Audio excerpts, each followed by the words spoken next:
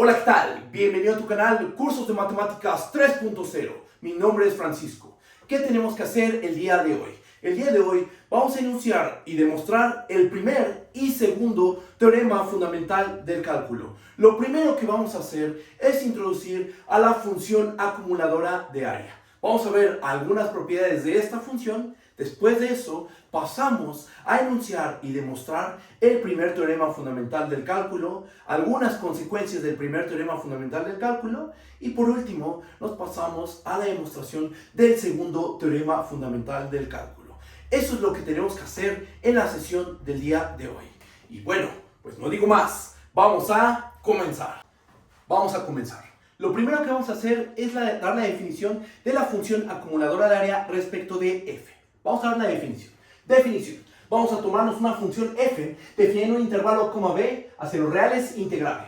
Definimos la función acumuladora de área respecto de f como la función a sub f. Esta función va del intervalo a, b hacia los reales y lo que hace es lo siguiente. A cada punto x del intervalo cerrado a, b le vamos a asignar la integral de a hasta x de f de t dt. Geométricamente, ¿qué es lo que hace esta función? Pues nos calcula el área debajo de la curva de f hasta el punto x. ¿Okay? Nos calcula el área que hay de a x de la función f. Cambias el punto x y va a cambiar el valor de esta integral. ¿Ok? Bueno, ¿qué es lo que sigue? Lo que sigue es demostrar que esta función es una función Lipschitz continua. Primero, recordemos la definición de función Lipschitz continua. Recordatorio, una función g que va a un dominio A, subconjunto de R en R, ¿es Lipschitz continua en A? Si pasa lo siguiente. Existe una m mayor que 0, tal que para cualesquiera xy del conjunto A, se tiene que valor absoluto de g de x menos g de y, esto va a ser menor o igual que m por el valor absoluto de x menos y. ¿Ok? Esa es la definición de una función Lipschitz continua. Y lo que vamos a demostrar a continuación es que la función acumuladora de área es una función Lipschitz continua sobre el intervalo a, b. ¿Ok? Entonces, vamos a probar este resultado. Si tienes una función integrable sobre el a, b, entonces su función acumuladora de área hasta el punto x va a ser una función Lipschitz continua sobre el intervalo a, b. Vamos a empezar con la demostración. Como f es integrable, entonces f tiene que ser una función acotada. Por lo cual, existe una m mayor que 0, tal que para cualquier punto z del intervalo a, b, se tiene que valor absoluto de f de z va a ser menor o igual a m. ¿Ok? Entonces, esta m que cumple, esta m queda por encima de todos los valores de la función en valor absoluto. ¿Bien? Ahora, vamos a tomar dos puntos xy del intervalo a, b. Vamos a suponer que x es mayor o igual a y. El caso donde x es menor o igual a y es completamente análogo. ¿Ok? Entonces, el caso que nosotros vamos a abordar es cuando x es mayor o igual a y. ¿Ok? Así las cosas, noten lo siguiente.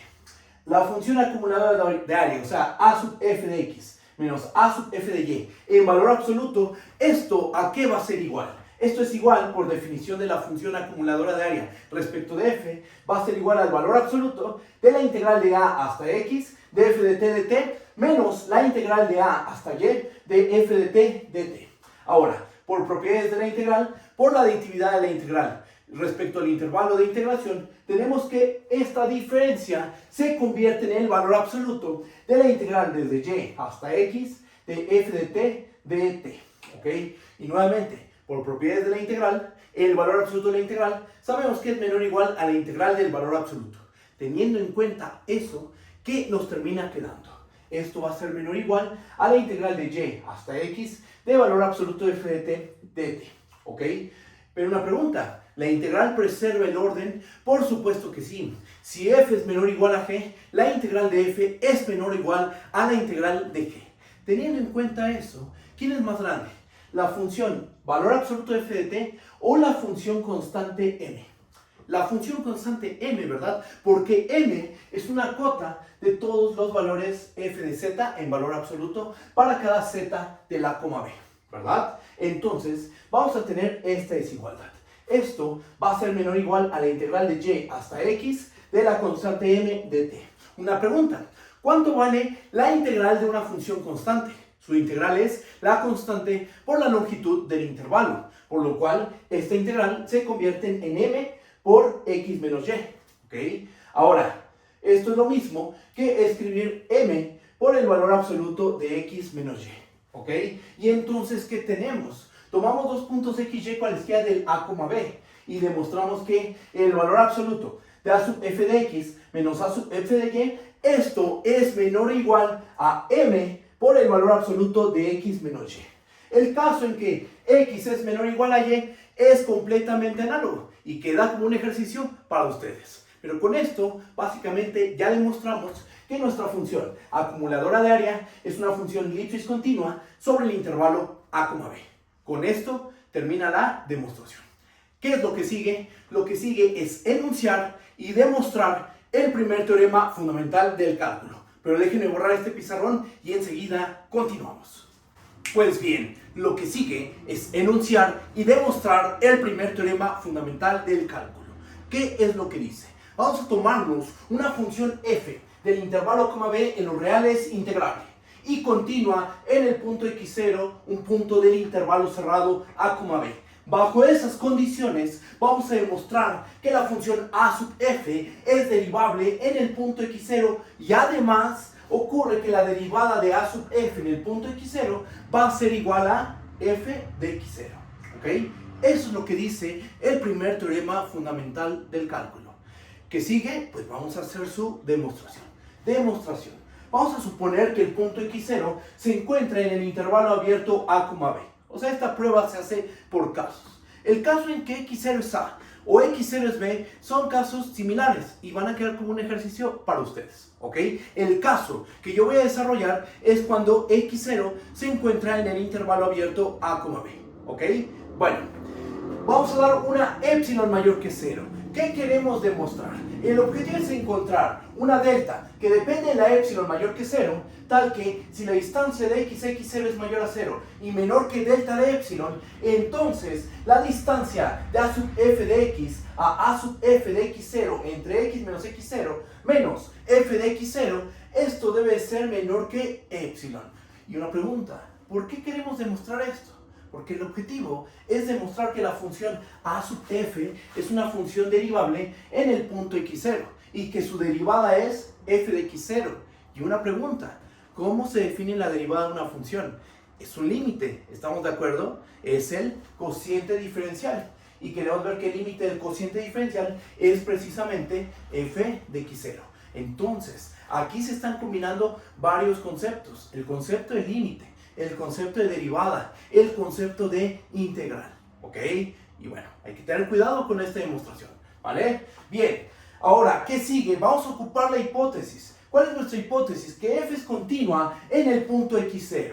Como f es continua en el punto x0, entonces sabemos que existe una delta que depende de la epsilon mayor que 0, tal que si tomamos un punto t cuya distancia x0 es menor que delta de epsilon, entonces la distancia de f de t a f de x0 es menor que epsilon. ¿Ok? ¿Qué es lo que hicimos? Ocupar la continuidad de f en el punto x0 y garantizamos la existencia de un delta de epsilon, tal que si esta distancia es pequeña, las imágenes son pequeñas. ¿Ok? Bien. ¿Qué más? Por otra parte, para cada punto x del intervalo cerrado a, b menos el punto x0, se tiene lo siguiente. Nuestro cociente diferencial. ¿Cuál es nuestro cociente diferencial? Es a sub f de x menos a sub f de x0 entre x menos x0.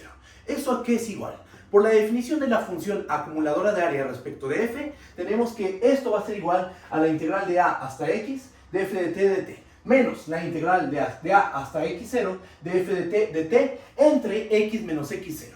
Por la aditividad de la integral respecto al intervalo de integración, tenemos que esta diferencia va a ser igual a la integral de x0 hasta x de f de t de t. Y si aquí estamos dividiendo entre x menos x0, aquí también dividimos entre x menos x0. ¿Estamos de acuerdo? Nos fijamos en el principio y en el final de esta cadena de igualdades. ¿Y qué podemos decir? Que se tiene esta igualdad. A sub f de x menos a sub f de x0 entre x menos x0. Esto va a ser igual a la integral de x0 a x de f entre x menos x0. ¿Ok? Entonces, para concluir la prueba necesitamos de dos cosas. El hecho de que f es continuo en x0 y la existencia de esta delta, y también necesitamos de esta igualdad. ¿Ok? Vamos a continuar con la prueba, pero déjenme borrar el pizarrón para poder continuar. Vamos a hacer la siguiente afirmación. Afirmación.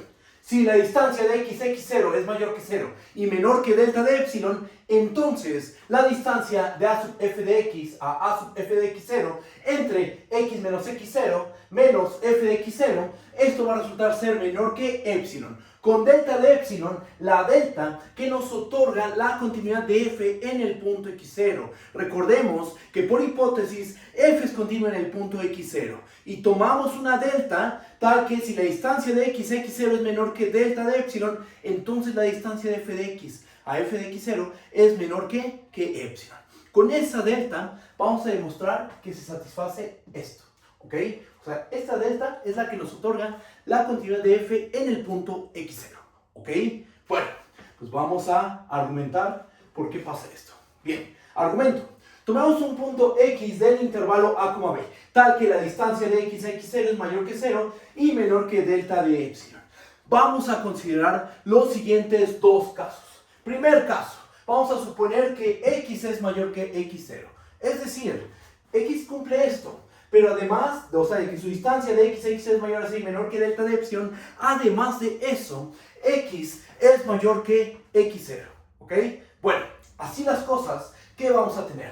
La distancia de a sub f de x menos a sub f de x0 entre x menos x0 al punto f de x0, esto por lo que vimos hace unos minutos, este cociente aquí es igual a la integral de x0 a x de f de t de t entre x menos x0, por lo cual todo este valor absoluto se convierte en el valor absoluto de la integral de x0 a x de f de t de t entre x menos x0 menos f de x0, ¿ok? Quiero que notes que f de x0 es un valor constante, ¿ok?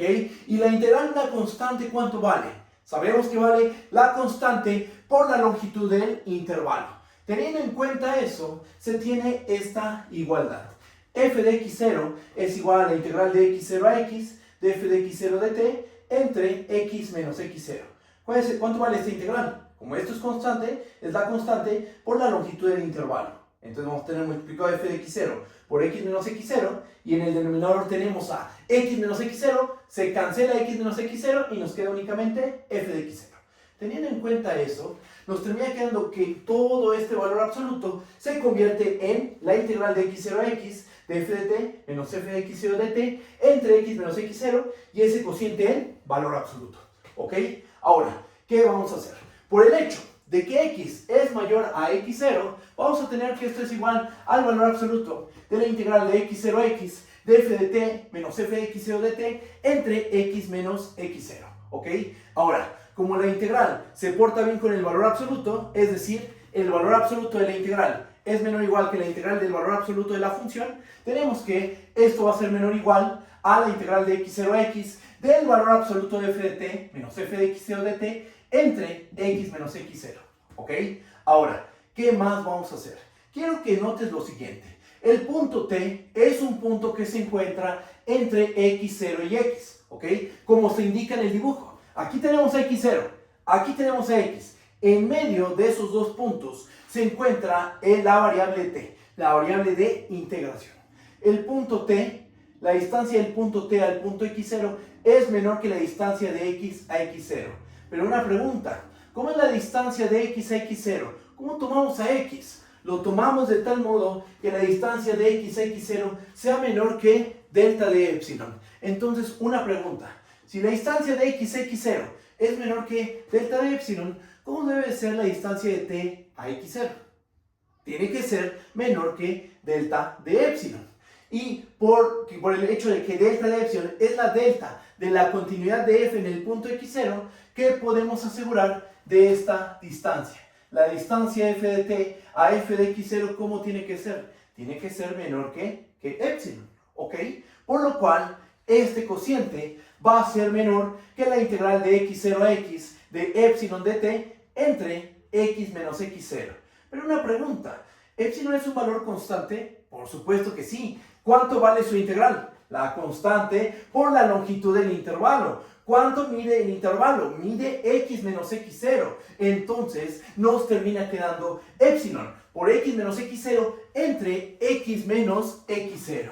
¿Ok? Se cancela x menos x0 con x menos x0 y nos termina quedando epsilon.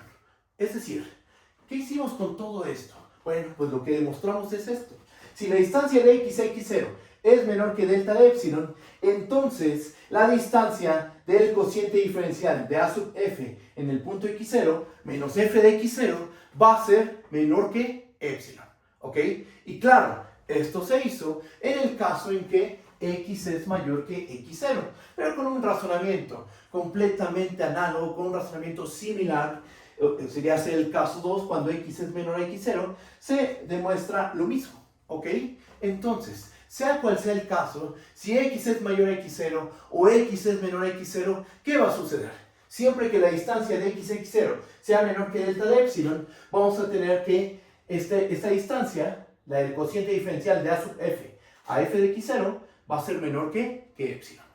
Pregunta, ¿cómo tomamos la epsilon? ¿Fue una epsilon en particular? No, fue una epsilon arbitraria. Tomamos una epsilon mayor que 0, fija pero arbitraria, y demostramos que existe una delta tal que si la distancia de x a x0 es menor que delta, entonces la distancia del cociente diferencial centrado en x0 a f de x0 es menor que epsilon. O sea, con esto hemos demostrado que la función a sub f es derivable en el punto x0 y que la derivada de a sub f en el punto x0 es igual a f de x0. ¿Ok? Y bueno, con esto termina la demostración del primer teorema fundamental del cálculo. Vamos a demostrar un corolario, pero déjenme borrar el pizarrón y enseguida continuamos. Pues bien, tenemos dos consecuencias del primer teorema fundamental del cálculo. Vamos a estudiarlas. Corolario. Si f es una función definida en el intervalo a, b hacia los reales, continua en todo el intervalo a, b, entonces la función a sub f es una función de clase C1 en el intervalo a, b. ¿Qué significa ser de clase C1? Que es derivable y la derivada, vista como función, es una función continua en todo el intervalo a, b. Y además de eso, vamos a tener que la derivada de a sub f en x va a ser igual a f de x para cada x en el intervalo a, b. Esta es una consecuencia inmediata del primer teorema fundamental del cálculo. Esto ya no requiere demostración. ¿Ok? Se está aplicando el primer teorema fundamental del cálculo en cada punto del intervalo a, b. Eso es lo que se está haciendo. ¿Ok? Bueno, ¿qué más? Vamos a ver una segunda versión del primer teorema fundamental del cálculo. ¿Qué es lo que dice?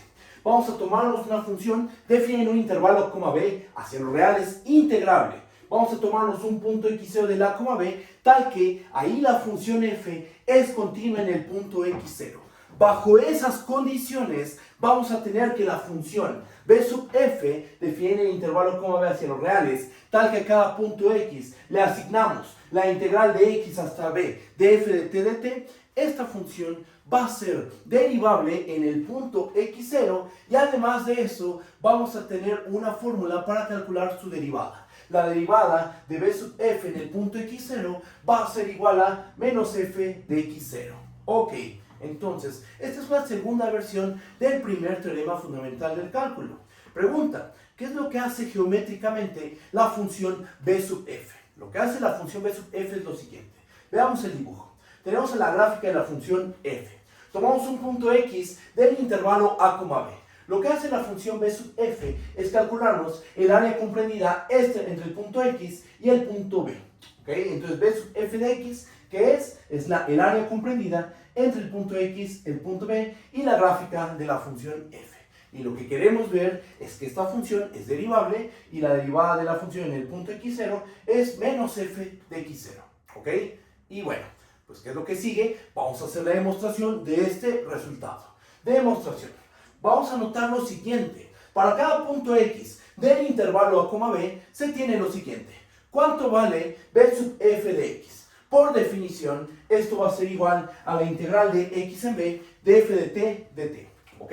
Ahora, por propiedades operativas de la integral, por la aditividad en los intervalos de integración, se tiene que esto es igual a la integral de en b de f de t dt menos la integral de a x de f de t dt. ¿ok? Pero esto es lo mismo que la integral de b de f menos a sub f de x. ¿Por qué? Porque el primer término es esta integral y el segundo término, por la definición de la función acumuladora de área, tenemos que es a sub f de x, ¿ok? Y bueno, ahora, ¿qué es lo que sigue? Ahora, vamos a hacer lo siguiente, por lo cual tenemos que para cada punto x del intervalo a, b, b sub f de x va a ser igual a la integral de b de f menos a sub f de x, ¿ok? Ahora, ¿qué vamos a hacer? Bueno, nosotros sabemos que la función f es continua en el punto x0. Entonces, como f es continua en el punto x0 y como ya demostramos el primer teorema fundamental del cálculo, podemos asegurar que la función a sub f es una función derivable en el punto x0, ¿ok? Si tienes una función derivable y le restas una función derivable, obtienes una función derivable. Esa es la parte operativa de funciones derivables que ya vimos en otro video, ¿ok? Esta función es constante, ¿ok? La derivada de una constante es 0. Esta función es derivable por el primer teorema fundamental del cálculo. La diferencia de funciones derivables nos da una derivable, en este caso en el punto x0, ¿ok? Pero ¿quién es esta función? ¿Quién es la integral de b de f menos a sub f? Es b sub f, ¿ok? Porque eso lo vimos aquí arriba. Entonces tenemos que b sub f es derivable en el punto x0. Y además de eso, ¿cuánto vale su derivada? La derivada de b sub f en el punto x0 es la derivada de la función, la integral de b de f menos a sub f evaluada en el punto x0. Por lo que les comenté, la derivada de la resta es la resta de las derivadas. Entonces, ¿qué nos termina quedando? Esto termina siendo igual a menos la derivada de a sub f en el punto x0, lo cual es igual a menos f de x0. Nos fijamos en el principio y en el final de esta cadena de igualdades. ¿Y qué es lo que tenemos? Tenemos que la derivada de b sub f en el punto x0 va a ser igual a menos f de x0. ¿Ok?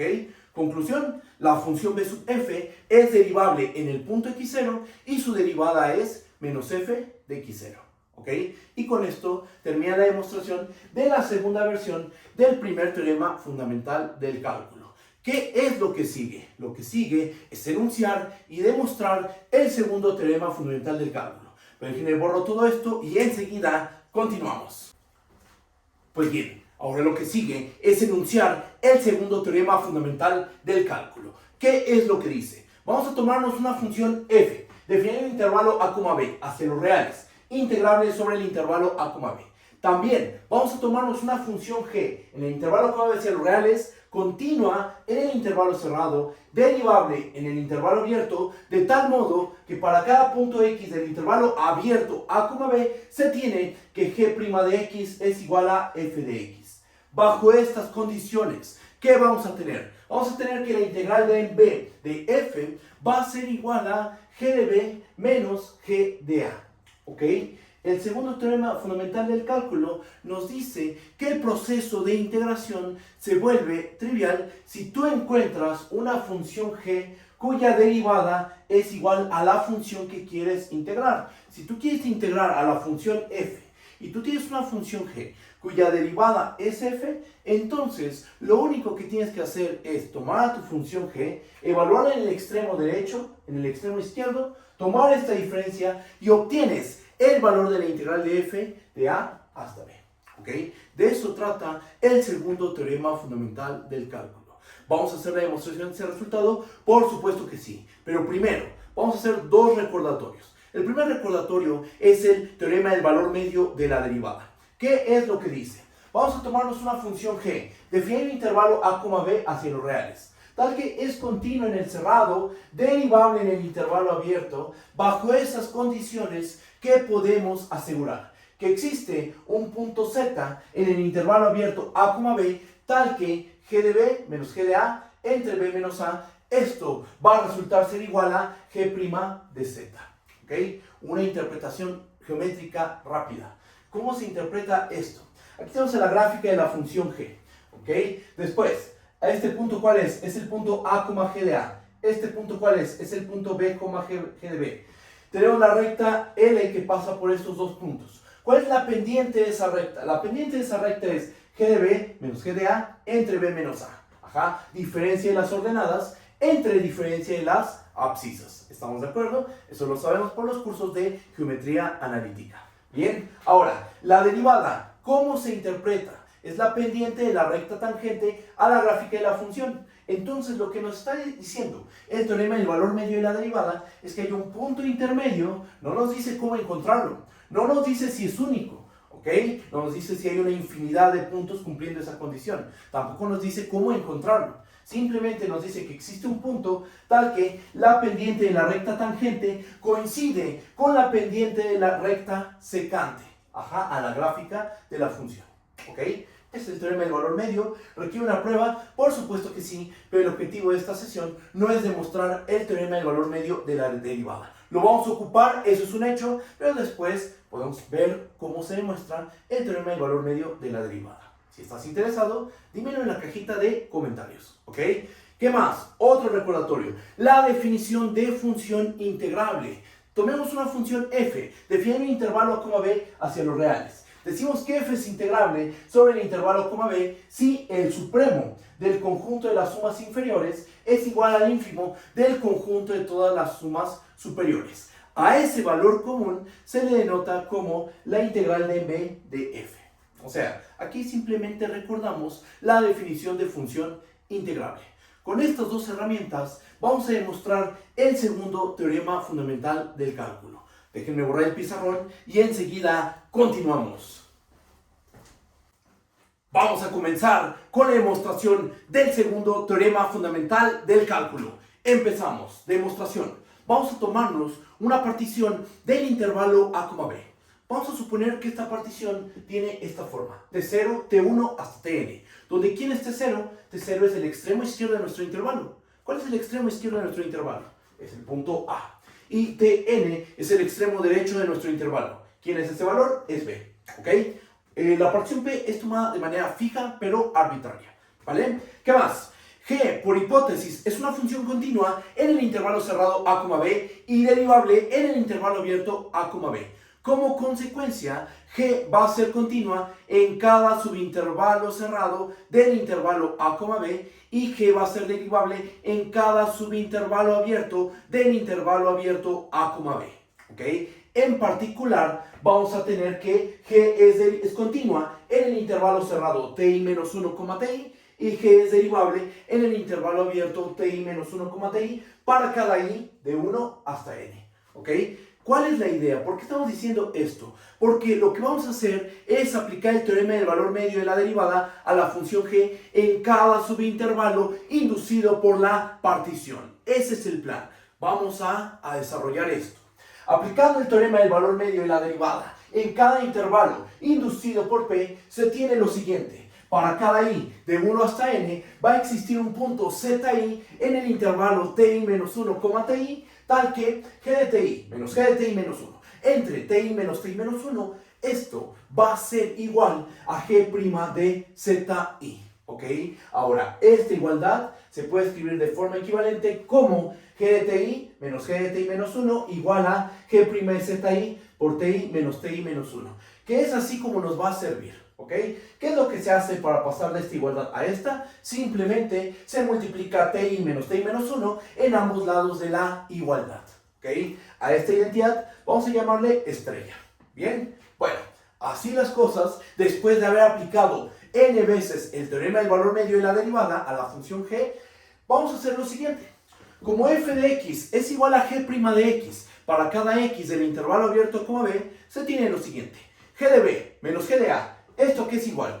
Esto va a ser igual a la suma desde i igual a 1 hasta n de g de ti menos g de ti menos 1. Quiero que notes que esta suma es una suma telescópica, por lo cual va a sobrevivir el valor g de tn y el valor menos g de t0. ¿Quién es g de tn? Es g de b. ¿Quién es g de t0? Es g de a. ¿Ok? Por eso es que nos queda esta igualdad. Bien, ahora, g de ti menos g de ti menos 1 sabemos por la igualdad estrella que es igual a g' de zi multiplicado por ti menos 1. Por lo cual, esta suma se convierte en la suma desde i igual a 1 hasta n de g' de zi multiplicada por ti menos 1. ¿Ok? Ahora, G' de ZI, ¿a qué es igual? Por lo que mencionamos aquí arriba, G' de ZI va a ser igual a F de ZI. Entonces nos termina quedando, la suma es de igual a 1 hasta n, de F de ZI multiplicado por TI menos 1. Pero esta suma, ¿a qué es igual? Usando la notación que se usa para sumas de Riemann, esto es una suma de Riemann. Es la suma de Riemann de F respecto a la partición P respecto al conjunto de puntos intermedios ZI con I de 1 hasta n. Nos fijamos en el principio y en el final de esta cadena de igualdades. Y entonces, ¿qué podemos decir? Pues lo que podemos decir es que G de B menos G de A va a ser igual a la suma de Riemann de F respecto a la partición P respecto al conjunto de puntos intermedios ZI con I de 1 hasta n. ¿Ok? ¿Qué es lo que sigue? Lo que sigue es ya la conclusión. Vamos a llegar a la conclusión del segundo teorema fundamental del cálculo, pero déjenme borrar el pizarrón para seguir con esta demostración. Continuamos con la demostración. Entonces, ¿qué tenemos? Que G de B menos G de A es igual a la suma de Riemann de F respecto a la partición P respecto al conjunto de puntos intermedios ZI con I igual a 1 hasta n. Ahora, vamos a considerar lo siguiente. Una suma de Riemann, ¿cómo se compara con una suma inferior y con una suma superior? Tenemos que la suma inferior de F respecto a la partición P va a ser menor o igual a la suma de Riemann de G respecto a la partición P respecto al conjunto de puntos intermedios ZI. Y esto a su vez va a ser menor o igual a la suma superior de F respecto a la partición P. Esto siempre sucede con la suma de Riemann, las sumas inferiores y las sumas superiores respecto a una misma partición P. ¿Ok? Bueno, pero una pregunta. ¿Quién es esta suma de Riemann? ¿A qué es igual esa suma de Riemann? Es igual a G de B menos G de A. Sustituyendo, ¿qué tenemos? Que la suma inferior de F respecto a la partición P va a ser menor o igual a G de B menos G de A. Y esto a su vez va a ser menor o igual a la suma superior de F respecto a la partición P. Y una pregunta. Aquí la partición P, ¿fue una partición particular? ¿Alguna que hayamos tomado? No, fue una partición arbitraria. Fue una partición fija pero arbitraria. Entonces, lo que hemos demostrado es que para cualquier partición del intervalo A, B, se tiene que la suma inferior de F respecto a la partición P es menor o igual a G de B menos G de A, y esto es menor o igual que la suma superior de F respecto a la partición P. Como esto se vale para cualquier partición del intervalo A, B, podemos asegurar lo siguiente. El supremo del conjunto de todas las sumas inferiores de F respecto de P, con P corriendo en el conjunto de particiones del A, B, esto va a ser menor o igual a G de B menos G de A. G de B menos G de A su vez va a ser menor o igual al ínfimo del conjunto de todas las sumas superiores. ¿Ok? Pero aquí viene un hecho. F es integrable sobre el intervalo A, B. ¿Y eso qué significa? Que el supremo del conjunto de las sumas inferiores coincide con el ínfimo del conjunto de todas las sumas superiores. Estos dos valores son iguales y es el valor de la integral. Entonces, por el hecho de que F es integrable sobre el A, B, podemos asegurar que la integral de en B de F va a ser menor o igual a G de B menos G de A y menor o igual a la integral de en B de F. Sí, porque la integral es este supremo, la integral es este ínfimo, porque estos dos valores son el mismo. Y entonces G de B menos G de A se queda ensandwichado entre el mismo valor. ¿Cuál es la conclusión? Pues que la integral de en B de F debe de ser igual a G de B menos G de A. Y listo. Con esto tenemos demostrado el segundo teorema fundamental del cálculo.